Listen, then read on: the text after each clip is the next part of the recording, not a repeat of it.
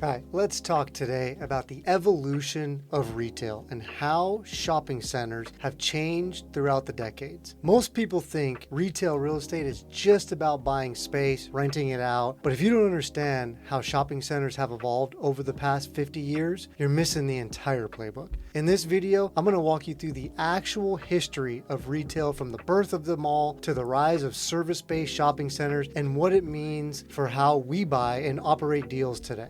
Let's rewind time back to the 1950s. We're talking post-World War II. We're going to run the time frame 1950s to the 1970s, the birth of the shopping center. Post-World War II, suburban expansion, the rise of the strip center model. I just got done actually with a book, The Psychology of Money by Morgan Housel. Talks a lot about time periods and the way people view money and spending habits and just the way, depending on when you were born or the atmosphere or the environment that you were born into, how that is going to change your view of money, habits, what you do, eat, whatever that is. So, interesting book. I highly recommend it. It touches a lot back when post-World War II and the government really forced all of the veterans coming back from the war to start spending money. And it became a consumer, the birth of the consumer economy. Interest rates dropped dramatically. Lending got started where it was very affordable to get a loan, buy a home, and therefore suburban America popped. Homes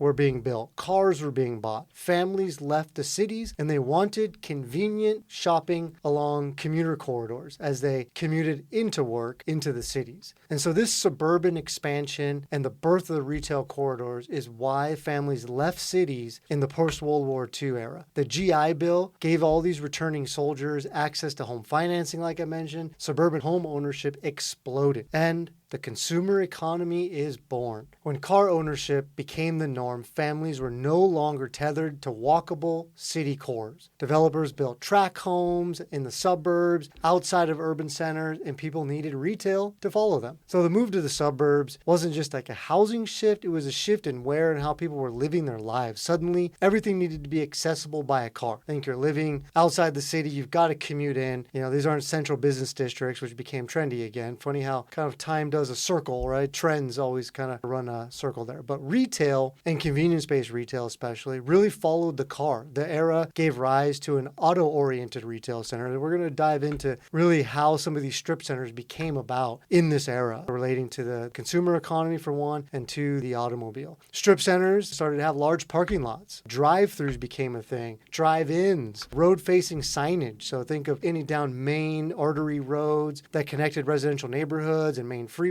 all the way into city centers. Visibility became the key. So if you were a retailer back in those days, your success really depended on visibility from the road and how easy it was for customers to pull in and out and how quick it was for your convenience-based center to operate. So convenience became the new luxury. And this is before malls. This is before big box stores. Strip centers were designed around running errands and not necessarily experiences, right? A strong center would have a grocery store, a dry cleaner, a pharmacy, barber shop, a diner, maybe a coffee shop. These tenants were just your routine daily needs, the beginning of what we call now necessity-based retail, and a concept that we still focus on today. Went full circle. The expansion throughout the 20-year period, the 50s to the 70s, was really developer-driven expansion. So early retail development was supply-driven, not demand-driven. Developers saw a need, they filled it quickly as the suburbs expanded. And municipalities, the cities, the counties were often brought jobs to the areas, it brought tax revenue, it brought essential services. It made sense, right? You really didn't need a complicated demographic study, supply and demand. You really just needed to be in a number of rooftops and a main road, and retail made sense. Let's take it into the 1970s when the OPEC oil embargo of 1973 and 1974 and the subsequent gas crisis that caused really hundreds of gas stations to go bust, mostly in the Los Angeles, some of the bigger markets like that. But this is happening all across the U.S. When those sites were abandoned, think gas stations, shops, think properties that are located typically on a great corner, right? They were large, they were very easy in and out, maybe dual ingress, egress, again, on a hard corner, on a busy street. As the automobile industry boomed and the car-centric, of the 50s and the 60s, and everything was kind of centered around the automobile, gas stations were popping up everywhere. These abandoned sites, surrounded by chain link fences, awesome locations. Oil companies were eager to get rid of these properties, and they were priced to sell. Let's move into the 1980s and the 1990s, and we'll call this era the rise of the mall and national chains. So this is where enclosed malls become the cultural hub, if you will. Malls explode in popularity as central commercial centers, social gatherings. These are anchored by giant big boxes and department stores. Think Macy's, Sears, JCPenney. These were not designed for convenience. So these were designed for longer visits, call them destination retail, family outings. It was really somewhere you traveled, you spent hours there, and you ate, you shopped, and you made a day out of it and bring the whole family. So this is not a place where you just shop. These are places that you hung out. They were the original third place before the modern day coffee shop that we hang out now, Starbucks or something. Another phenomenon that was happening during this time period was national chain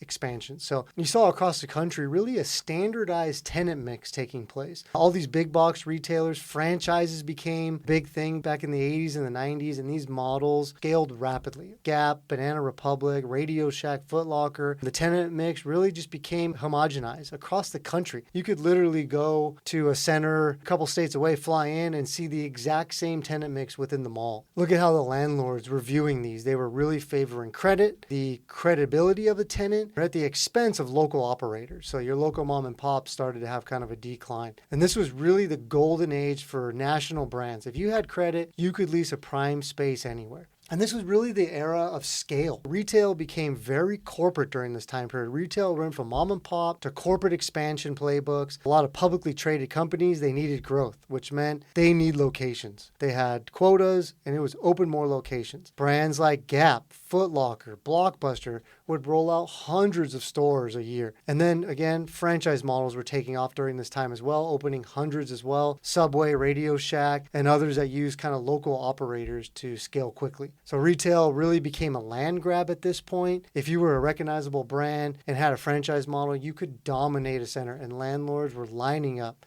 to sign you up. Unfortunately, it was kind of a copy-paste tenant mix. Like I mentioned, you could see really the same mix with the tenants. A co-tenancy would just follow each other around the country. You could literally fly in and see some of the same tenants. So every center started to kind of look the same, right? There wasn't that local feel. There wasn't the local mom and pop. There wasn't the trendy new restaurant that only had a couple of locations around there. It was all of the Applebee's and the Chili's and all those guys. They had good credit. They had good balance sheets. They were signing leases.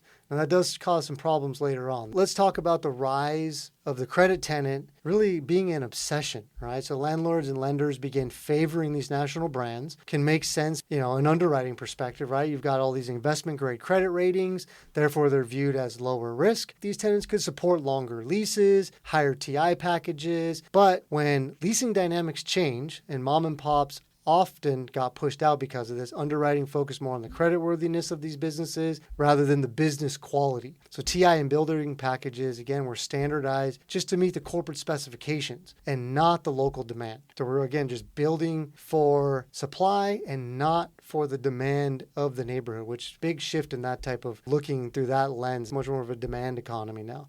Developers started just building spec buildings for national brands. It went from who can I fill this with these pre-built boxes. And that is where the disconnect started. So what was gained and what was lost during this time period? What worked? As a landlord, you had predictable revenue streams. You had lower risk due to standardizing some of your deals. And it was easier to sell some of these bigger portfolios and these bigger power centers, if you will, to more institutional buyers, right? It was easy to underwrite that stuff. What was lost is local flavor, community-rooted tenant mix, resilience. Many of these national brands folded during downturns, folded fast. And centers that were overexposed to specific retail centers, think electronic, fashion-centered retail centers, got just hammered when e-commerce started to hit, really kind of mid-2000s, early to mid-2000s there. So what's the irony there? The landlords thought they were de-risking by chasing credit, but they ended up failing So what's the irony here? Landlords thought that they were de-risking by chasing credit, but they ended up with 6 failing brands on a rent roll 10 years later. So let's fast forward into the late 90s, where we start to see signs of cracks in the retail space. We start to see overbuilding, and we start to see signs of saturation. So by the late 90s, retail was definitely becoming overbuilt, and especially the malls. In some of these markets, there was more square footage of retail per capita than there was any demand to support that. So during this time, cracks were definitely starting to show, and it wasn't the concept of retail in general, but it was how and where it was being built. We jump into the early 2000s, let's say 2000 to 2010s, where we've got a little bit of a disruption with e-commerce, and Amazon changes the game. There's no doubt that e-commerce changed retail. It didn't kill retail, but it absolutely changed it. E-commerce introduces convenience without a car. So now you have non-service-based business, think books, electronic stores, apparel. These all start to lose market share because of going online, going digital. And malls and big boxes struggled for the foot traffic.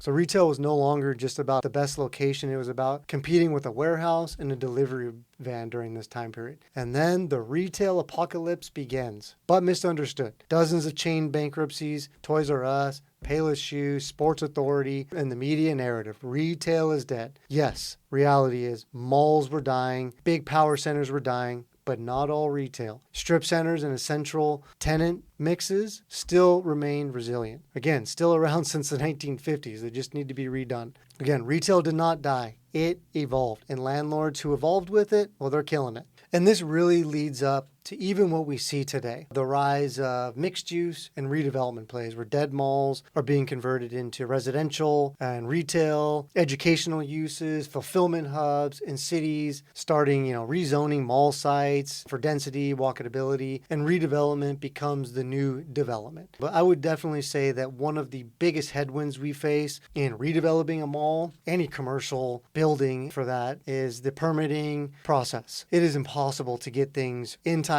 zoned, rezoned, and permitted. The time that it takes can kill most deals. Developers really, they struggle with that. They don't predict the timeline well. I've talked to a lot of developers that have said that if they could predict the timeline of the permitting process where they could actually put a shovel in the ground, that would be more beneficial to them than additional tax incentives, extra money, better lending, lower interest rates. If you could predict the timeline of city, county, state approvals, could change the game for redevelopment to speed that up. This is definitely where we're starting to see some upsides, ground up malls, but it's just in fixing what's already there. So let's move into the time period of 2015 until now. Let's say the last 10 years, where the service and experience retail has seen a major shift, really kind of a full circle back to a little bit of a combo, as we talked about, from the 50s to the 70s, all the way through the 80s and 90s, kind of combining those two into that convenience-based type of a center. So this is where retail shifts really from goods to services. And that's a lot of the demand that we see now is gyms, nail salons, medical spas, restaurants, dentists, tutoring, educational type uses. These are all service-based. And these are all tenants that are, call it Amazon proof. They cannot be replaced by e-commerce. And consumers still want convenience, they want high touch, and they want local experiences. You still can't get a haircut online, and you can't grab tacos on Amazon. That's why this category is booming. We have sticky leases and stable tenant. What that means is really these service-based tenants will often sign longer leases, they'll invest more in their build-out, and they'll stay even longer. So triple net leases started to become the norm over the last decade, meaning landlords can offload expenses and it really improves the income of the center, but it allows landlords to then reinvest into the center as well and make it more efficient, spend more time putting the tenant mix together and curating kind of a community hub more than just running it on a spreadsheet or something, right? We've talked about this before where retail is really part art, part science, and really blending those all together, becoming a good operator. To really force the retail operator to become good and really build relationships with those tenants and make sure that everybody's doing well. And retail just got smarter, right? Lease structures got tighter. Landlords finally started playing offense during this last decade here. And smaller centers are starting to outperform all the big boxes. Strip centers near rooftops with daily tenant needs really outperform malls and foot traffic with cash flow. So focus is now a lot on visibility. It's ease of access. It's tenant mix. It's not glitz or scale. Credit is nice. We've talked about that. Having a nice balance of a credit national tenant, but blending it in with some of the local mom mom and pop type tenants too that really care about their business, that are staple in the community. And it's not about how big your center is anymore. It's just about how relevant, and we'll call it frictionless. Is it easy to get in and out of? Does it have the tenants that I need on my way home? Is it on the right side of the street?